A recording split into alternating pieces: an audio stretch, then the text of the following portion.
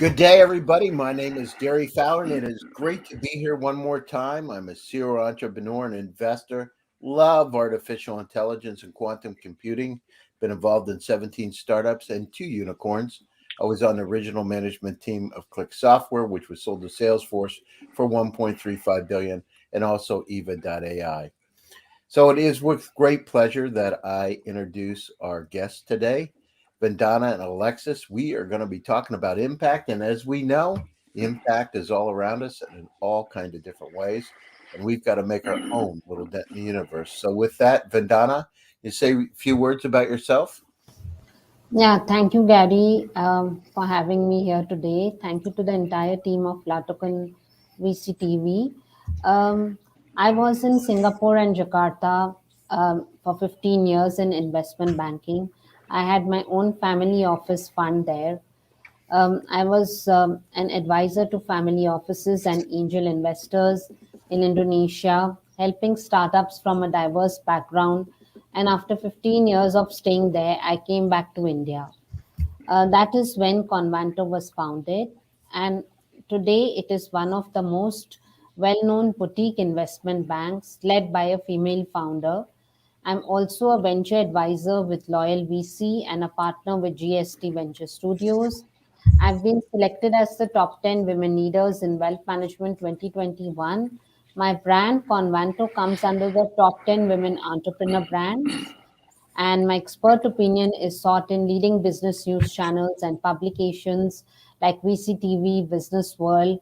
I've participated in 160 talks all over the world, which can be seen on YouTube and VCTV streaming sites. I'm connected with 130, 300 investors globally, and we pick up global deals. We are sector agnostic. Typically, we do a $1 million to a $50 million. We are a global entity. So thank you, Gary, for having me here. Very happy to discuss impact investments today. Sounds great. Great to have you here. Alexis, a little bit about yourself Yes, and some of the things you're working on. yes. Alex Sheikh, partner at Supercap Digital. We have $2 billion in assets under advisement.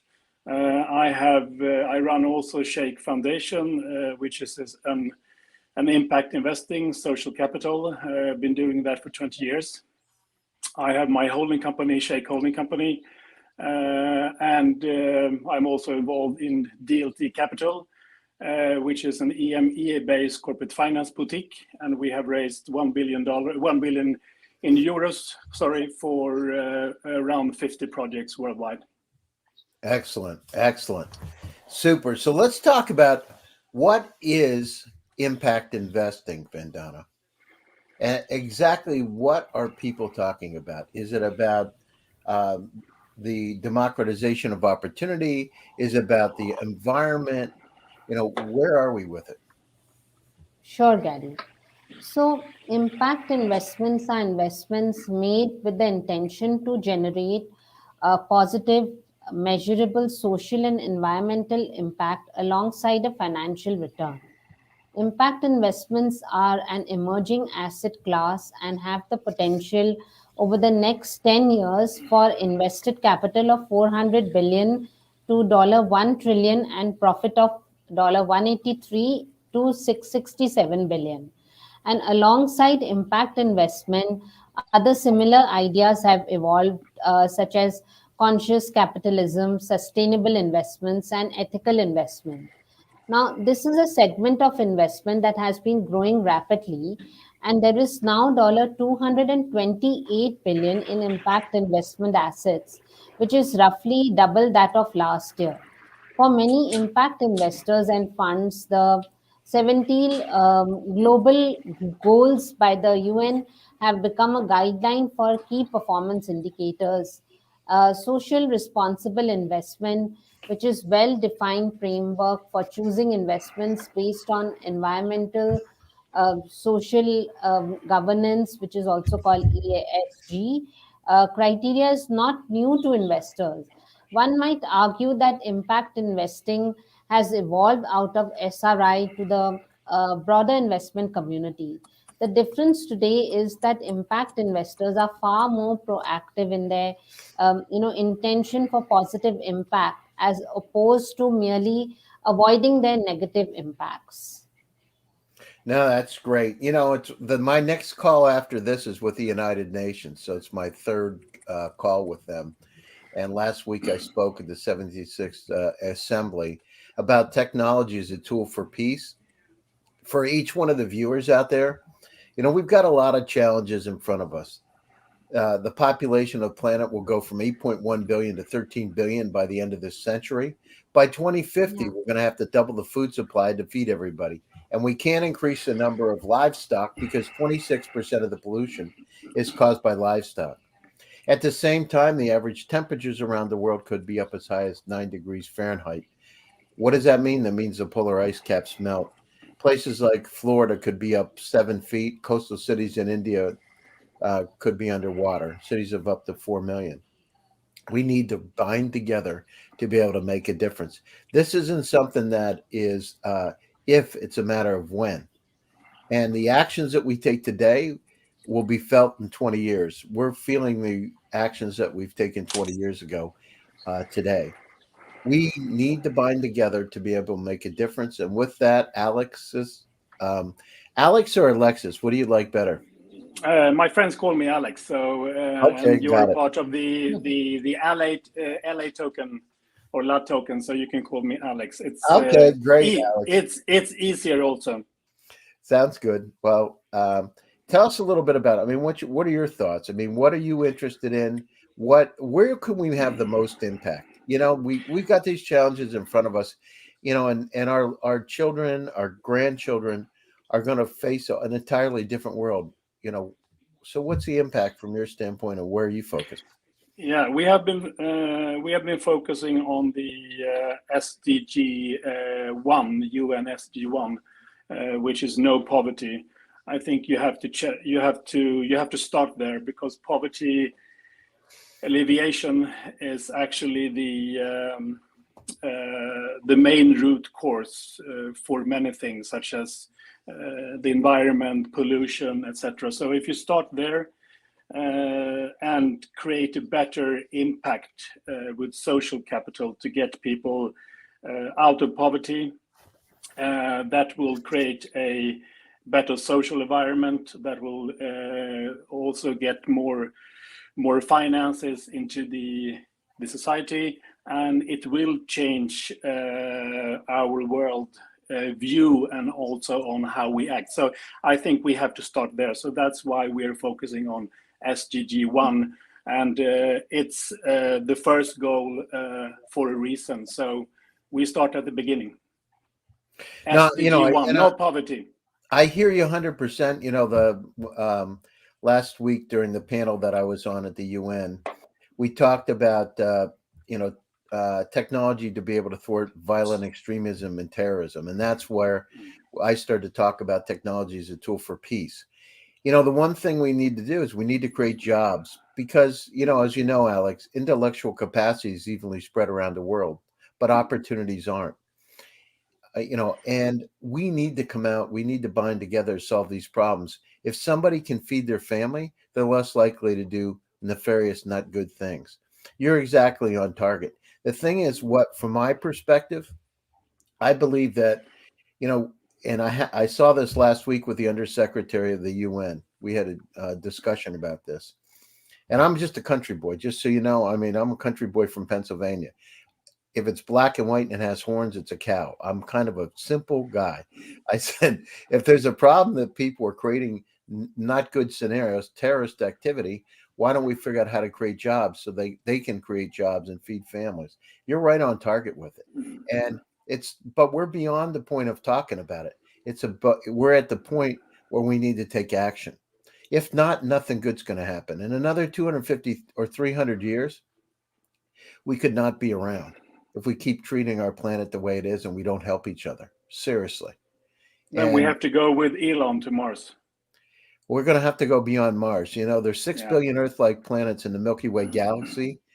There are 200 trillion galaxies now estimated in the universe.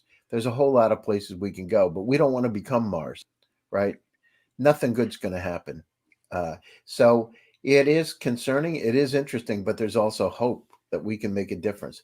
Hope that we can treat each other the right way. Hope that we can all believe in our dreams and they come true. So Vandana, talk about, let's go down through and where are we and where do we need to go? See, this is a very vast topic. We can think of impact investments or sustainable investments having two aspects. Now, firstly, it involves intentionally making investments with the aim of creating a measurable, beneficial impact on the environment or on society. Secondly, it should also earn a positive financial return. India is one of the first countries in the world to formalize the role of corporate social responsibility through the Companies Act, which I believe is an extremely crucial change. Considering the current, COVID-19 pandemic, a lot of impact investments in corporate social responsibility are being made towards the healthcare sector, especially for COVID relief. And apart from healthcare, these investments can also be in education sector, agriculture, biotech sector, as well as the energy sector, especially renewable and clean energy. And I believe there is a need for a reform in the current VC model to maximize impact.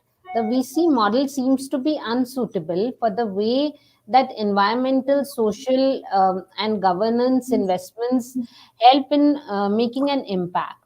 The 5-7 year investment tenure, it involves continual fundraising and portfolio construction, and that ends up mixing genuine impact with commercial ventures to drive returns. Now, this model, given its obsession with growth and valuations, has downplayed the need for the patient long haul capital needed for ESG innovations, and also diluted the disciplining role of finance in many businesses. Now, even early stage funding rounds need to justify the viability of the model. These force, entrepreneurs to chase rapid growth and seek large sums, even at stage when it's not clear how many pivots are needed. This crowds out entrepreneurs wanting to solve difficult problems as fund chase de-risk growth enterprises that are relatively mainstream and prevents them from maximizing environmental or social impact. Got it. So, well, how do we make a change? Let's look at it right. What do we need to do to make a change, Vandana, to make the model work? Uh, to make the model work, there is a need for these sustainable investments which can help in reducing, our carbon footprint and carbon emissions and reducing the adverse environmental impact. In India, I mean, almost, Vandana, let me interrupt you for a second. yeah, yeah, Elon yeah, Musk said 3 weeks ago yeah, um, that it's not if we're not going to have hydrocarbons, it's when, right? And think yeah, about this: the day that it happens, and it's going to scale up where prices go through the roof. How are people going to heat their homes, right? yeah, Because there's yeah, oil right, and gas. How are people going to heat their home? The basic necessities. I mean, I don't know. right, I don't know. We hit peak oil, right? So where do we go? yeah, And then, we're talking about the VCs. There's not going to be in another 40 years. I mean, people maybe don't get it. When there's no heating mm, oil, right? There's no right, gas. We had better make a decision now because it's going to happen within your lifetime, Vandana. yeah, It's going to that's happen in right, your lifetime. And so, yeah, what do we do to make those changes? And maybe the VCs don't get it, their horizons, but it ain't going to be so many years where there's no, there's nothing to talk about. you know, yeah, they're going to be that's going out true. and putting wood in their houses. It's going to be like going back to the Stone Ages. Yeah, that's true. I totally agree with you. There's a lot of need, in all these areas. I'll tell you, I would like to continue if that's okay. In India, almost 90% of the energy is derived from burning coal, biomass, waste, and petrol and other fuels, and only 10% of it's renewable, which is extremely low. Now, this impact can be made affordable if there are greater investments by VCs and investors in biofuels, in clean, green, and renewable energy like solar, wind, or any other energy efficient sources. Recycling of plastics and other waste are also important sectors where one can invest for environmental impact. Now, a startup called, Wonderful actually focuses on reducing plastic pollution. The green tech startup has been designed sustainable dispenser services for companies, which makes liquid and cream products in plastic bottles. It is refreshing to see the majority female team finding ways to address how wasteful the beauty and personal care industry can be. And then there is this another company, Beyond Meat and Impossible Fuels, are green tech unicorns that produce alternative protein meat from plant based proteins and simultaneously address the harmful environmental impacts of meat production and consumptions worldwide. Well, I Then there mean, is, it's Vandana. Let yeah, me just interrupt you for a second. Here's the yeah, challenge, yeah, right? We've got yeah, less than 30 years right, before we're not going to have enough protein, right? And if you exactly. look at the transition that's taking place now to plant-based protein, at the same time, when we increase the population from 8.1 billion to 13 billion by the end of the century, this thing is going to have a escalating effect. So here's the deal: you talked about plastics in India, but and 90% of it is fossil-based fuel. But how Yeah, do we make the change? You got 1.4 billion people there, 1.3 billion. You got 1.3 billion people in Africa. Then you got China with 1.4.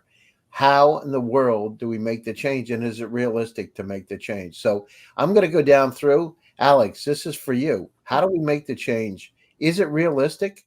And what do we do? What corrective steps do we have to do to take care of this incredible challenge that we have in front of us? And how do we encourage investors to invest?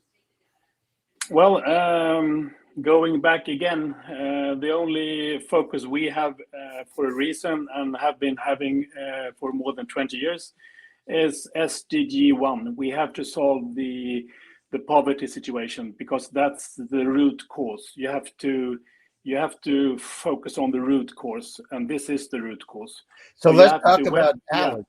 How yeah, do we do it? Right? Because we got, one yeah, is education, I would yeah, say, yeah. education, but how do we democratize opportunity and what can each person do? And I know a lot of the viewers out there are VCs and family offices. Mm, What steps can we take to actually make it come true instead of, you know, I just had this experience with the UN last week mm, myself, right? mm. So, I think it's very easy. You have to chart. You have to start with focusing on the children in the poor countries. So we have been working with SOS Children Villages Internationals for more than 20 years in the poorest regions in Africa, Zimbabwe. And you have to change the world, as is our tagline, one at a time. So we took one small child that was an orphan from an SOS Children Village to the national soccer team playing in the Olympics. What does that bring? That brings hope to the society, to the city, to the country, etc. So you have to start with the children where there's still hope, and that will change the society. And you have to give them food, you have to give them clean water, you have to give them shelter, you have to give them education, etc. so one of the things we talked about last week, and one of the things that I've done, I started in Russia 14 years ago. I started the first accelerator in Russia when people weren't really talking about it. Moved to Moscow, we started it, and it created a movement. What I see from my perspective is that if we go down through and we accelerate companies, we give people hope, as you said, but do it, we do it more in mass rather than one at a time. And we do it so it's profitable for everybody. Because if you do it for entitlement, just my perspective, this is Gary's view, right?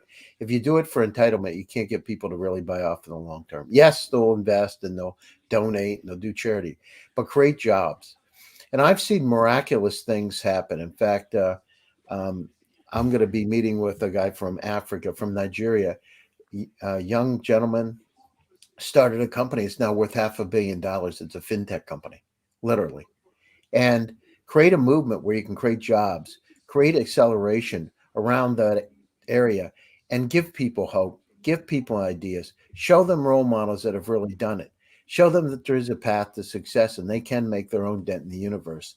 And, you know, what I saw in Russia, what I've seen in a number of different countries, we're in 38 today, is that when you start to give that hope, as you said, and you start to show them the direct path, it's like taking a trip and having your GPS or navigator. It actually shows you where you need to go. It truly helps. And I buy often, it's with the children, you know, but if you can create that movement, it's almost like having sports stars or musicians that people admire.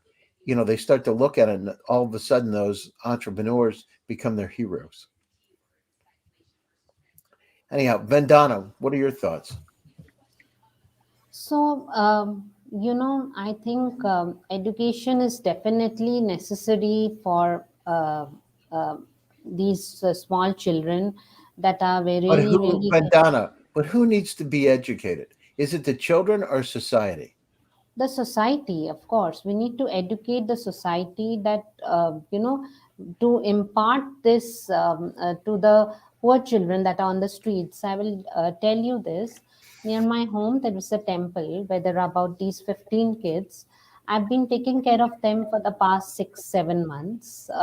We give them food regularly, we provide them education, we do a lots of things for these kids. You know we get them school bags, we get them clothes, etc. So in our own way, everybody has to make a small change, a small impact to these areas. Not only this, I think we need to empower women a lot. We need to empower people, like you said, that we need to educate them, to empower them to be able to help themselves, rather being in these conditions. We actually need to realize that there are actual financial benefits that can be achieved through investments that help in achieving gender equality. So, I talk a lot about gender equality, Gary. But you know why I do that? Because there are reports by McKinsey which say that a move towards gender parity in economic participation can raise India's GDP by 16%. Gender balanced senior investment teams also generate 10 to 20% higher returns for private equity firms and venture capital firms. And apart from financial gains, there are invaluable human and social gains that can be achieved through gender equality. So there can be various ways of impact investments for women empowerment. And there can be micro loans, micro saving services for women that could help boost more women entrepreneurs, funds which exclusively cater to women or have women as majority of their clientele. Support can be extended as a part of CSR to women belonging to self-help groups and also those individuals desiring to enter into enterprise activities. So I feel this is really, really important change that we need to bring, not only in India, but all over the world. There are many parts of the world also that they have this, uh, you know, gap in gender equality, etc. No, I agree with you 100%. I mean, I think there's, from my perspective, there's three pillars. Intergenerational teams. Sometimes we take the folks that have experience and understanding, and we don't build them into these teams.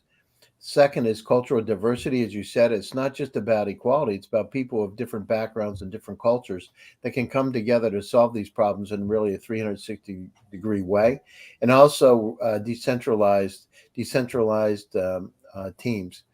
We need to look at things differently. The good news about the digital transformation that happened over the last couple of years is that we understand we have vulnerabilities, but we all also have hope that we can solve the problem. And just like we're here today from India, from Palm Beach, I don't even know, Alex, where's your office right now? Where are you? I can't hear you on mute. Oh, you're on mute. Royal Kingdom of Stockholm, Sweden. Okay. I mean, think about it. Here we are. If you talked about 6 years ago, StreamYard was founded in 2018. Zoom was 6 years ago. I was one of the first early Zoom users. We didn't have these capabilities, but now we can bring everybody together. And we need to use those technologies to help. So I hear what you're saying. We need equality. We need the democratization of opportunities, really. That's what it's Yeah, all about. And that's the good news is we can take those steps forward. Alex, your thoughts? Well, I believe in the fintech technology in these new countries that are still way behind from the Western countries, and through fintechs, through apps, and to unbanking the unbanked, you can actually alleviate them from having no money to actually having money to support themselves, etc. So that's one hope that I see in this area very clearly. And also there are many women initiatives where you, through fintech plays, unbanking the unbanked, small shops, small companies, for them, you can see that it really impacts their society and society as a whole. So there are many good things happening. No, that's great. Now, so Vandana, we're coming to the top of the show. Closing thoughts, and where can people reach you? Yeah, so Gary, like I said, this is a very, very vast topic. I think we will need to sit together and have an actual long discussion on this. Impact investing is here to stay and to grow exponentially over the next decade and beyond. And it's simple. Our future depends on it, and people are understanding this at last.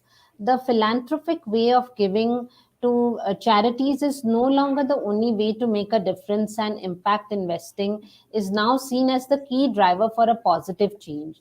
And impact investing has gained traction among a wide range of investors, including the largest financial institutions, pension funds, family offices, private wealth managers, foundations, individuals, commercial bank, and development finance institutions. There is much more that needs to be done to bridge the funding gap to achieve the sustainable goals by 2030 and help the world from the irreversible consequences. And the potential of making returns from impact investing is comparable to traditional investments, and all those are slightly lower depending on the benchmark.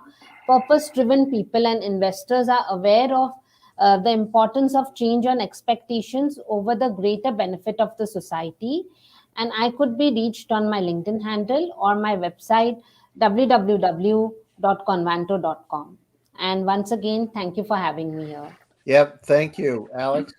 Closing thoughts, and where can people? Yeah, the impact investment is worth now $715 billion, and it's estimated to be worth $1 trillion within a 10-year period. So if you follow the money, things are happening. You can find me on LinkedIn, and you can find me on sheikhfoundation.org, and also supercap.org, and also sheikhholding.com.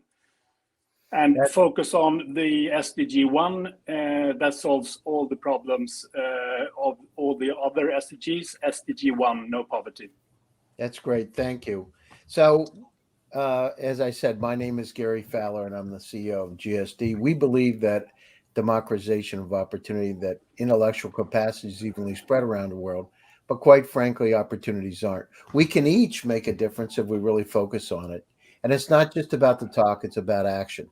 It's not about entitlement, it's about opportunity. It's about how we can all share in the incredible upside, how we can all feel some of those differences, and how we can also pave the way to a brilliant future for each and every one of us. You can reach me, Gary Fowler, on LinkedIn. You can reach me on Twitter. Check out my shows, GSD Presents Silicon Valley AI and Tech. Be great to have you on, and stay happy, stay healthy, and stay safe. My name's Gary Fowler, and I'd like to thank the entire LaToken team for making this show possible today. Let's all make a difference, and let's stay happy. Thank you. Good moderation, Gary. Thank you. Thank you for Thank you, having me. Gabby. Thank you. Bye-bye, everybody. Take Bye-bye. care.